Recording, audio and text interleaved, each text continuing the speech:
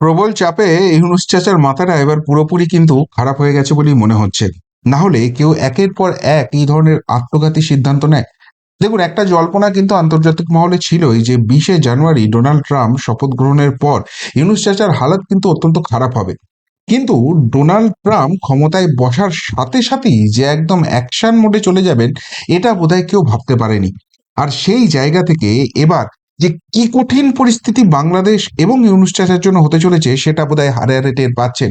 তাই সেই চাপটা সহ্য না করতে পেরে একের পর এক জীবনের সব থেকে বড় ভুলগুলো করে ফেলছেন। শেষ দুটো ভুল তো সব থেকে মারাত্মক, যার ফলে এবার বোধহয় ধনে প্রাণে মরার মতো অবস্থা হয়ে যাচ্ছে ইউনূস চাচার। কি কি অসুবিধার মধ্যে বাংলাদেশ রয়েছে আগে সেগুলো বলে দিই। দেখুন, প্রথমেই যে ঘোষণাটা ডোনাল্ড ট্রাম্প করেছেন আসার পর, সেই জায়গা থেকে বাংলাদেশের অর্থনীতি কিন্তু পুরোপুরি কোলাপস হয়ে যাওয়ার জায়গায় চলে এসছে। সেটা হচ্ছে যে আমদানি পণ্যের উপর শুল্ক আরোপের বিষয়টি কার্যকর হবে। আর এইটা যদি হয় তাহলে বাংলাদেশের মেরুদণ্ডটাই ভেঙে যাবে, এমনটাই কিন্তু মিডিয়াতে দাবি করা হচ্ছে। কেন? কেননা যদি এই ধরনের শুল্ক বেড়ে যায়, দেখুন বাংলাদেশের মেন যেটা ভিত্তি, যেতে অর্থনৈতিক শক্তিটা বাংলাদেশ পায়, সেটা হচ্ছে তাদের বস্ত্রশিল্প। কেননা লেবার কস্টটা অত্যন্ত কম, এবং ভারত সেখানে বস্ত্রশিল্পের জন্য যন্ত্রাংশ এবং অন্যান্য যে কাঁচামাল রয়েছে সেগুলো কিন্তু খুব কম দামে সাপ্লাই করে, সেখান থেকে খুব একটা প্রফিট ভারত করে না, নিজের জাস্ট ইকোনমিটা দেখে নেয়। এবার সেই কম পয়সার লেবার আর এইটার জন্য বাংলাদেশ যে বস্ত্রটা তৈরি করে সেটা কিন্তু খুব সস্তা হয়, এবং তাদের বিক্রির একটা বড় বাজার হচ্ছে আমেরিকা। কিন্তু এখন যদি এই এই আমদানি শুল্কটা বহু পরিমাণে বাড়িয়ে দেয় ট্রাম্প প্রশাসন, তাহলে সেক্ষেত্রে যেটা হবে, এই এই জিনিসগুলোর দাম কিন্তু অনেকটা বেড়ে যাবে। এবং যেহেতু জিনিসের দাম বেড়ে যাবে, বাংলাদেশ মার্কেটটা ধরতে পেরেছে তো একটাই কারণে, সস্তায় ভালো জিনিস দিতে পারছে। তো সেই সস্তা জিনিসটা আর থাকবে না। আর সেই জায়গা থেকেই কিন্তু বাংলাদেশ থেকে যে অর্ডারের জায়গাটা সেটা বন্ধ হয়ে যাবে। তার থেকেও বড় কথা, বাংলাদেশের এই যে ডামাডোলের পরিস্থিতি রয়েছে, এই সমস্ত কিছুর কারণে বহু বস্ত্রশিল্পের মালিক তারা কিন্তু ভারতবর্ষে শিফটিং এর প্ল্যান করে নিচ্ছে।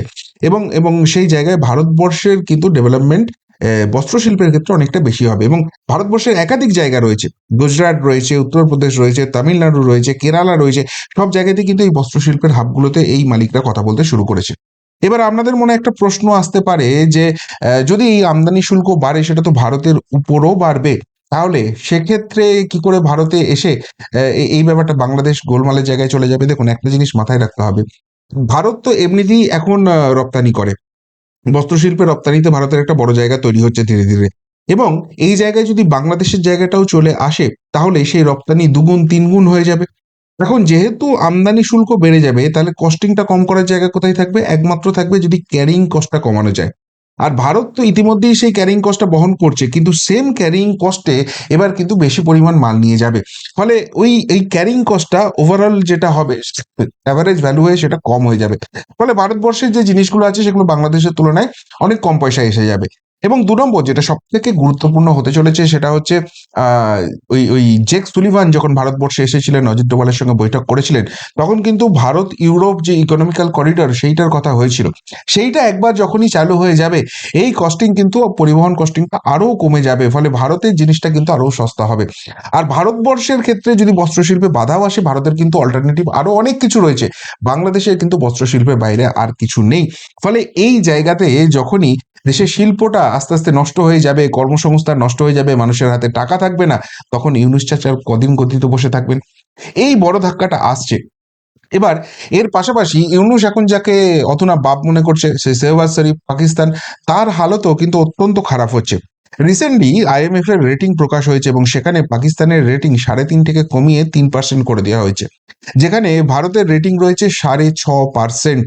ডিফারেন্সটা বুঝুন, কোথায় ভারতের ৬.৫% IMF রেটিং, আর সেখানে পাকিস্তানের মাত্র ৩.৫% ছিল, সেটাও কমে ৩% হয়ে গেছে। এবং IMF যেটা ভারতের সম্বন্ধে প্রেডিকশন করেছে, ভারতের জিডিপি এবং অন্যান্য জিনিস দেখে, যে একটা মন্দার বাজার তো রয়েছে, তা সত্ত্বেও ২০২৬ সালে গিয়ে ভারতের এই IMF রেটিংটা 6.7% হয়ে যাবে। ফলে ভারতের শিল্পক্ষেত্রে যে অনুদান পাওয়া, বিভিন্ন ব্যাংকের লোন পাওয়া, বিশ্ব ব্যাংক, এইগুলোর ক্ষেত্রে অনেক ইজি হয়ে যাবে। কিন্তু পাকিস্তানের ক্ষেত্রে সেটা আরো চাপ হয়ে যাবে। পাকিস্তান এমনিতেই দেনাদায়ে ডুবে আছে। এবার বিশ্বব্যাংক বা IMF বা ADB এরা যদি আর ঋণ না দেয়, এই রেটিং কমে যাওয়ার ফলে কিন্তু ঋণ পাওয়া এখন রীতিমতো মুশকিল হয়ে গেল, কারণ সে রিকভারির জায়গাটাই নেই। ঋণ দেয় তো লোকে রিকভারির জন্য, সেই জায়গাটায় নেই, ফলে পাকিস্তানের অবস্থা আরো খারাপ হবে। এবং সব থেকে বড় যে ঘোষণাটা ডোনাল্ড ট্রাম্প করে দিয়েছে, যেটা পাকিস্তানের জন্য বাঁশ হতে চলেছে, সেটা হচ্ছে যে আগামী 90 দিন তারা কিন্তু কোনো অনুদান পাঠাবে না। আমেরিকার সঙ্গে পৃথিবীর বিভিন্ন দেশ, তার মধ্যে বাংলাদেশও রয়েছে, পাকিস্তানও রয়েছে, এরকম বিভিন্ন দেশ রয়েছে যেখানে তারা একটা অনুদান পাঠায়। কিন্তু ডোনাল্ড ট্রাম্প বলেছে এখন ইউএস এর ইকোনমিটাকে স্ট্রং করতে হবে, ফলে নেক্সট 90 ডেজ পলিসি নিয়েছে ইউএস গভর্নমেন্ট, যেখানে কিন্তু তারা কোনো রকম কোনো অনুদান আর পাঠাচ্ছে না। এখন যদি না পাঠায় তাহলে পাকিস্তানের অর্থনীতি আরো আরো কিন্তু দুর্বল হবে। সেক্ষেত্রে নিজেদের যখন এরকম টালমাটাল অবস্থা, এমনিতেই যুদ্ধ লেগে গেছে, গৃহযুদ্ধ চলছে, পাকিস্তানের অবস্থা খারাপ হচ্ছে, তারা বাংলাদেশকে আর কোথায় ফার্দার সাপোর্ট করতে পারবে? এইবার আরো একটা গুরুত্বপূর্ণ জিনিস দেখুন, সেটা হচ্ছে যে ক্ষেপণাস্ত্র যে তৈরি করার ব্যাপার, সেই ব্যাপারে পাকিস্তানের কোম্পানিগুলোকে ব্যান করে দেওয়া হয়েছে। ইউএস থেকে কোনো সাপ্লাই লাইন আসবে না, ফলে পাকিস্তানের এই যে অস্ত্রের যে গির, সেই জায়গাটাও কিন্তু বন্ধ থাকবে। বাংলাদেশকে অস্ত্র পাঠানো অনেক দূরের কথা, নিজেদের অস্ত্র ভান্ডারই কিন্তু টান পড়তে শুরু করবে।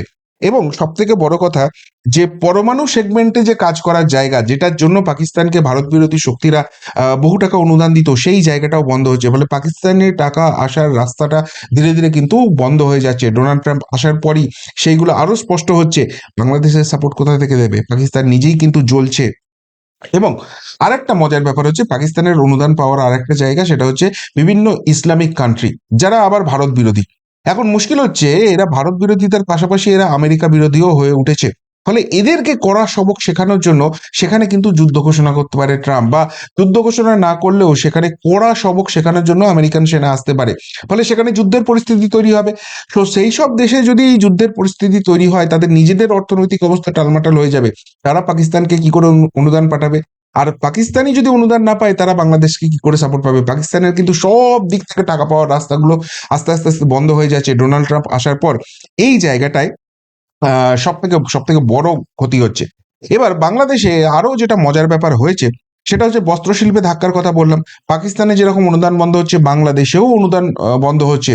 এবং সেই টাকাটার পরিমাণ বিশাল, এটার উপর বাংলাদেশের অর্থনীতি খুব খুব ভাবে কিন্তু ডিপেন্ড করে রয়েছে। এই ভিক্ষাটা না পেলে বাংলাদেশের কিন্তু চলবে না। তাদের সরকারের যে জিডিপি আছে, সেটা কিন্তু দুম দুম করে পড়তে শুরু করবে। এই জায়গায় ইউনূস সরকার একটা আবার মারাত্মক ভুল করে ফেলেছে। ওই বললাম না, চাপে পড়ে মাথা ঠিক রাখতে পারছে না। সেটা হচ্ছে যে বরখাস্ত বাংলাদেশের সেনাবাহিনীর যে মেজর ছিল সৈয়দ জিয়াউল হক, তাকে মুক্তি দেওয়ার প্রক্রিয়া শুরু করেছে। এবং এটা নিয়ে কিন্তু ওয়াশিংটন খুব উদ্বিগ্ন। কেননা এই সৈয়দ জিয়াউল হক এর সঙ্গে আল কায়দা যুক্ত রয়েছে। এবং আল কায়দা, ওই ওসামা বিন লাদেন ফাদেন ওইসব করে আমেরিকার কিন্তু একদম হট লিস্টে আছে। যে কোনো সময় আল কায়দা মানে এরা সহ্য করতে পারে না। এবার এই সৈয়দুল জিয়াউল হককেও কিন্তু আমেরিকা খুঁজছিল।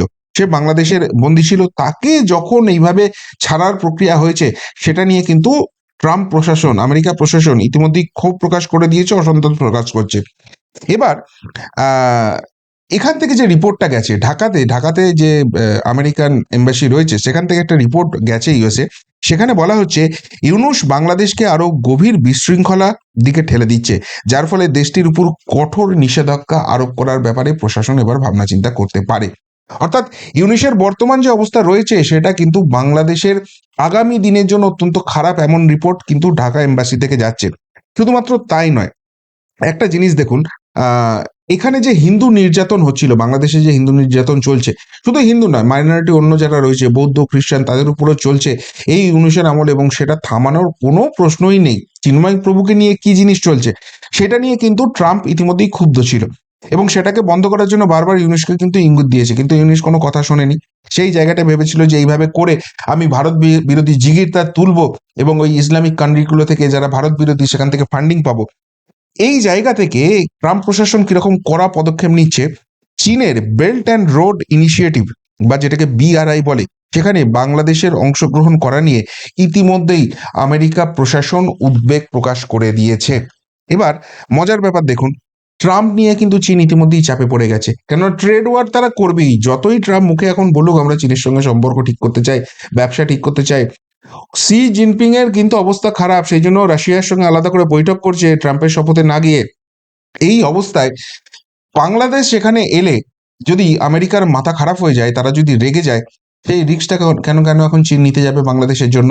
ও বাংলাদেশকে বলি করে দেবে, দরকার নেই। এখন ট্রাম্পের সঙ্গে সম্পর্ক মজবুত করাটা অত্যন্ত জরুরি। 4টে বছর লোকটা পৃথিবীর সব থেকে ক্ষমতা সম্পন্ন লোক হয়ে বসে থাকবে, আমেরিকার প্রেসিডেন্ট পোস্টে থাকবে এবং যখন তখন কিন্তু বাঁশ দিয়ে দিতে পারে। ও যেটা মনে একবার ভেবে নেয় সেটাই করে, কারোর কথা কিন্তু শোনে না। ফলে চীনও কিন্তু হাত তুলে নিতে পারে। আর এদিকে সব থেকে মজার ব্যাপারটা কি হয়েছে জানেন? ঢাকায় যে ওই ইউএস এম্বাসির কথা বলছিলাম, সেখানকার chargé d'affaires Tracey Ann Jacobson, সে সম্প্রতি যেটা করেছে, বাংলাদেশের বিভিন্ন যে রাজনৈতিক দলের নেতা রয়েছে তাদের সঙ্গে ঘুরে ঘুরে দেখা করছে এবং বাংলাদেশের যে গণতান্ত্রিক অবস্থা রয়েছে তার গ্রাউন্ড রিপোর্ট কালেক্ট করছে। এবার হঠাৎ করে এটা তো সে এমনি এমনি করতে যাচ্ছে না। যদি ট্রাম্প প্রশাসনের কাছ থেকে তার কাছে কোনো রকম কোনো ইনপুট না আসে, এটা নিয়ে কাজ করার কথা না বলা হয়, তাহলে একদিকে ওয়াশিংটন বিরোধী আল কায়দার সঙ্গে যুক্ত লোককে ছাড়ছে, সেইটা নিয়ে কিন্তু ইতিমধ্যেই উদ্বেগ প্রকাশ করেছে এবং বলেছে এই ইউনিসের উপর আরো কড়া নিষেধাজ্ঞার ব্যবস্থা করো। আর তার পাশাপাশি বিভিন্ন রাজনৈতিক দলের কাছ থেকে গ্রাউন্ড রিপোর্ট নিচ্ছে যে ইউনিসের আমলে গণতন্ত্রের কি অবস্থা। এবার সেখানে যদি সংখ্যালঘু নেতাদের সঙ্গে কথা বলে, যদি আওয়ামী লীগ নেতাদের সঙ্গে কথা বলে, যদি বিএনপির সঙ্গে কথা বলে, কি রিপোর্ট যাবে সেই রিপোর্টের বেসিস যখন ওয়াশিংটনে পৌঁছবে, ইউনিসের উপর ঠিক কোন কোন ধরনের প্রতিবন্ধকতা নেমে আসবে, এই নিয়ে যখন চর্চা হচ্ছে, তখন দেখুন ওই বললাম না যে মাথায় চাপটা রাখতে পারছে না। আগামী ভোটে লড়তে পারবে না শেখ হাসিনার দল, জানালো মোল্লা ইউনূসের সরকার। আওয়ামী লীগকে আগামী নির্বাচনে আর লড়তেই দেওয়া হবে না। নির্বাচন কবে হবে সেটাই ঠিক করে বলতে পারছে না, কিন্তু নির্বাচন যাবেই হোক লড়তে দেওয়া হবে না, এরকম একটা চেষ্টা কিন্তু আগেই করেছিল। কিন্তু সেখানে বিএনপি যারা রয়েছে, বিএনপি বলেছিল না, এটা করতে দিলে চলবে না। আওয়ামী লীগকেও লড়তে দাও, মানুষকে ডিসাইড করতে দাও। মানুষ যদি সিদ্ধান্ত নেয় যে আওয়ামী লীগ ভালো কাজ করেছে, তারা জিতবে। যদি মনে করে যে করেনি, তাহলে জিতবে। দেখুন বিএনপির মোটিভটা খুব ক্লিয়ার যে ভাই গণতান্ত্রিক পদ্ধতিতে সবাইকে লড়তে দাও। যদি এটা না করো, ব্যান করে যেত, বহু মানুষ কিন্তু তোমাদের এগেনস্টে চলে যাবে এবং গৃহযুদ্ধের অবস্থা শুরু হবে। এবং আওয়ামী লীগকে যদি এখান থেকে এলিমিনেট করে দেয়, আগামী দিনে বিএনপিকেও এলিমিনেট করে দেবে এই ইউনূস মোল্লা। ক্ষমতা লোভী লোক একটা, সুৎখোর মহাজন ছাড়া কিচ্ছু নয়। সুতরাং বিএনপি কিন্তু আটকে দিয়েছিল। কিন্তু রিসেন্টলি যেটা হয়েছে, এই মোল্লা ইউনূসের যে প্রেস সচিব রয়েছে, যে আবার জঙ্গি সংগঠন হিজবুত তাহরির অন্যতম শীর্ষ নেতা, সেই শফিকুল ইসলাম জানিয়ে দিয়েছে যে আগামী নির্বাচনে শেখ হাসিনার দল আওয়ামী লীগকে লড়তে দেওয়া হবে না। মুক্তিযুদ্ধের বিরোধীরা, ভাবুন বাংলাদেশকে স্বাধীনতা দিয়েছে মুক্তিযুদ্ধ, সেই মুক্তিযুদ্ধের বিরোধীরা যাতে বাংলাদেশের শাসন ক্ষমতায় আসীন হতে পারে তা নিশ্চিত করার লক্ষ্য নিয়ে কাজ করবে অন্তর্বর্তী সরকার। আর আমেরিকা এটা বসে বসে মেনে নেবে? কেন হচ্ছে এই জায়গাটা আসছি। এবার এখানে আমেরিকা বা ভারত এটা নিয়ে রিয়াকশন দেওয়ার আগেই বিএনপির মহাসচিব মির্জা ফখরুল ইসলাম আলমগীর তিনি কি বলছেন? বলছে বাংলাদেশের মানুষ মুক্তিযুদ্ধ বিরোধীদের এখনো ঘৃণার চোখে দেখেন। তাই অন্তর্বর্তী সরকার যদি স্বাধীনতা বিরোধী শক্তিকে দেশের ক্ষমতায় বসানোর কোনো চেষ্টা চালায়, তাহলে সর্বশক্তি দিয়ে দেশের মানুষ তা প্রতিহত করবে। অর্থাৎ ইউনূস চাচা যদি এটা চেষ্টা করে, বাংলাদেশের মধ্যে গৃহযুদ্ধ হয়ে যেতে পারে, এটা বিএনপি বলছে। এইবার মজার ব্যাপার দেখুন, ওই যে বললাম গ্রাউন্ড লেভেল রিপোর্ট এটা কালেক্ট করা হচ্ছে। তার থেকেও বড় কথা, যেটা ইঙ্গিতটা স্পষ্ট আছে যে শেখ হাসিনাকে কিন্তু বাংলাদেশে ফেরত পাঠানো হবে। এখনো শেখ হাসিনাকেই বৈধ প্রধানমন্ত্রী হিসেবে বাংলাদেশে দেখা হয়। ভারতও সেই কথাটা মেনে নিচ্ছে, আমেরিকাও কিন্তু সেই দিকে এগোচ্ছে। ফলে যদি সেই জায়গাটা হয়, ইউনেস্কো বলবে ভাই তুমি গদি ছাড়ো, তুমি অবৈধভাবে সরকার চালাচ্ছ, তোমার কোনো এখতিয়ার নেই। আর যদি সেই কথাটা না শোনে, এখানে গ্রাউন্ডের যে রিপোর্ট হচ্ছে সেটা ওয়াশিংটনে যখন যাবে, এবার আইএমএফ থেকে শুরু করে বিশ্ব ব্যাংক, এডিবি সবাইকে বলবে বাংলাদেশকে ফান্ডিংটা বন্ধ করো। ওরা এখন এখন যে জায়গাটা করছে গণতান্ত্রিক পদ্ধতিতে শেষ করে দিয়েছে, ওদের দেশের রিপোর্ট বলছে এই জায়গায় রয়েছে। আর ইউএস এম্বাসির লোক যাচ্ছে, তাকে যেতে বাধা দেওয়া হচ্ছে, তাকে তাকে সঠিক লোকের সঙ্গে মিট করতে দেওয়া হচ্ছে না। তাদেরও ইন্টেলিজেন্স রিপোর্ট আছে, তারা সেই সব লোকের সঙ্গেই দেখা করবে যেখান থেকে রিয়েল গ্রাউন্ড লেভেল রিপোর্টটা উঠে আসে। ওই ইউনুস চাচা সাজিয়ে গুছিয়ে যাদেরকে বসিয়ে দেবে, সেই সব ফলস লোকের সঙ্গে কথা বলবে না। আর সেখানে যদি বাধা দেওয়া হয়, সেখানেই তো বলবো গণতন্ত্র নিয়ে আমাদের কথা বলতে দিচ্ছে না। ফলে ইউনুসের জন্য কিন্তু অবস্থা রীতিমতো মুশকিল হচ্ছে এবং সেই জন্য এই ভুল সিদ্ধান্ত নিচ্ছে, শেখ হাসিনার দলকে ব্যান করার কথা বলছে। অর্থাৎ বাংলাদেশে যে গণতন্ত্র নেই, যে জায়গাটা ইউএস এস্টাবলিশ করতে চাইছে, ইউনুস সেই রাস্তাটাই খুলে দিচ্ছে। তার থেকেও বড় যেটা মজার কথা, এবার ভারতের সঙ্গে পাঙ্গা নিচ্ছে, ওপেন পাঙ্গা নিচ্ছে। কেননা দেখুন ইউনুসের কিন্তু আর টাকা পাওয়ার কোথাও জায়গা নেই। পাকিস্তান টাকা পাঠাতে পারবে না, তাদের নিজেদের হালত খারাপ। চীন হাত তুলে নিতে বাধ্য হবে। আমেরিকা জো বাইডেনের আর নেই। আমেরিকা বলছে নেক্সট 90 ডেজ আমরা কোনো অনুদানই পাঠাবো না কোনো দেশকে, বাংলাদেশও পাচ্ছে না। বস্ত্র শিল্পের অবস্থা খারাপ হচ্ছে। তাহলে এদের ফান্ডিং পাওয়ার জায়গাটা কোথায় থাকছে? একমাত্র ভারত বিরোধী শক্তি। তারা যদি কোনো রকম কিছু করে ফেলে ভারত বিরোধী জিগির তৈরি করার চেষ্টা করছে। কি বলছে?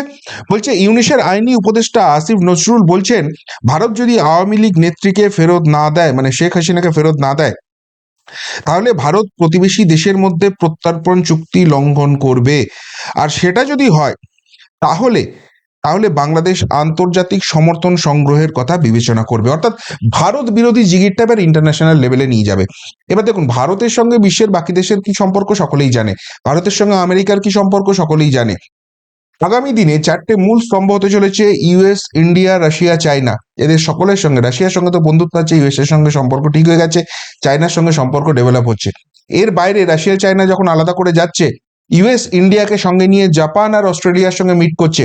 এই কোয়াড বৈঠক হচ্ছে, জয়শঙ্কর যে কারণে গেছেন, যে কারণে মোদী নয়, বিদেশ মন্ত্রীদের বৈঠক হচ্ছে। ফলে সব জায়গা থেকে ভারতের অবস্থানটা পাকাপোক্ত হচ্ছে। আইএমএফ এর রেটিং ভারতের বাড়ছে, আগামী দিনে আরো ভালো হতে পারে। ট্রাম্প আসার পর সরাসরি যে কথা বলছে, সেখানে ভারতকে একদম সরাসরি এশিয়ার কাউন্টার পার্ট হিসেবে দেখছে এবং চীন বিরোধী জায়গায় দেখছে। সেটা নিয়ে আমি আলাদা ভিডিও করব। কিন্তু যাই হোক, ভারতের যখন এই অবস্থা রয়েছে, সেখানে ভারত বিরোধী জিগির তুলবে বাংলাদেশ গোটা বিশ্বের সামনে, আর ভারত বসে বসে ললিপপ চুষবে।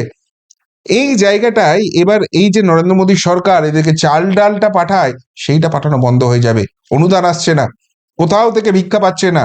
আর ভারত এইবার এতদিন যে বন্ধুকৃত্যটা করেছিল, ভারতের বিরুদ্ধে কাজ করছে, সরাসরি সেই জায়গাটা দেখিয়ে দেবে যে দেখো, তোমরা আমাদের অপোজ করছো, তোমরা আমাদের শত্রু দেশে পরিণত হয়ে গেছো তোমাদের নিজেদের কথাতেই, আমরা আর কোনো হেল্প করবো না। তাহলে ইউনুস চাচার এবার কি হবে? ওই যে বললাম না, ইউনুস চাচা ভেবেছিল খেলাটা খুব ইজি, দু চারটে ভারতকে গালাগাল দেবো, ভারত বিরোধী ফান্ড আসছে, ব্যাস আমার একদম খেলা জমে যাবে। এত সহজ নয় চাচা। 20শে জানুয়ারির জন্য ওয়েট করতে বলেছিলাম, আর 20শে জানুয়ারির পর আজকে 22শে জানুয়ারি, দুদিনের মধ্যে যা ডেভেলপমেন্ট হয়েছে, চাচা নিজের ফাঁদেই নিজে পড়ে গেছে। একদম মৃত্যু ফাঁদ এগিয়ে আসছে, রাজনৈতিকভাবে মৃত্যুর কথা বলছি আমি অবভিয়াসলি। এবং সেই জায়গায় শেখ হাসিনা দেশ ছেড়ে বেরিয়েছিল, তো তাকে চলে যেতে হয়েছিল, তো তার থেকেও ভয়ঙ্কর জায়গায় চলে আসবে, সেই সম্ভাবনা কিন্তু নিজে তৈরি করে নিচ্ছে। সব থেকে বড় জায়গা হচ্ছে টাকা, সেই টাকার সংস্থানটা চারিদিক থেকে বন্ধ হচ্ছে। আর বললাম না, আপনারা বলছিলেন ভারতবর্ষ কেন যুদ্ধ করছে না, এত কথা শুনছে। যুদ্ধ এখন ওই রকম করে সামনাসামনি হয় না, কূটনৈতিক যুদ্ধটাই সব থেকে বড়। কূটনৈতিক চালে যদি বাংলাদেশ উড়ে যায়, কি দরকার আছে আমার যুদ্ধ করে আমার শক্তি ক্ষয় করার, আমার নিজের নাম খারাপ করার? খুঁচো মেরে কেউ হাত গন্ধ করে না, সেটাই কিন্তু মোদি জয়শঙ্কর ডোভাল দেখিয়ে দিচ্ছে। আর ইউনিশ বুঝতে শুরু করেছে কত ধানে কত চাল। কি বলবেন ইউনিশের হাত ধরে বাংলাদেশের এই হাঁড়ির হাল হওয়া অবস্থা নিয়ে? এখন অনেক কিছু খেলা বাকি আছে, খেলা সবে শুরু হয়েছে, ট্রাম্প সবে এসেছে, খেলা আগে আগে হবে। কিন্তু এখনই যে যে মর্মন্তুদ অবস্থাটা বাংলাদেশে দেখা যাচ্ছে, তাদের অর্থনৈতিক পুরো ভেঙে পড়ার ব্যবস্থাটা দেখা যাচ্ছে, এবং ইউনুসের হাত ধরে গণতন্ত্র একদম ফিনিশ হওয়ার জায়গায় যাচ্ছে, সেই জায়গাটা নিয়ে যদি কিছু বলার থেকে অবশ্যই কমেন্ট বক্সে কমেন্ট করে জানাবেন। এমনকার মতো এখানেই শেষ করলাম, ফেরত আসছি নতুন প্রতিবেদন নিয়ে খুব তাড়াতাড়ি। ভালো থাকবেন, সাথে থাকবেন, পাশে থাকবেন। নমস্কার।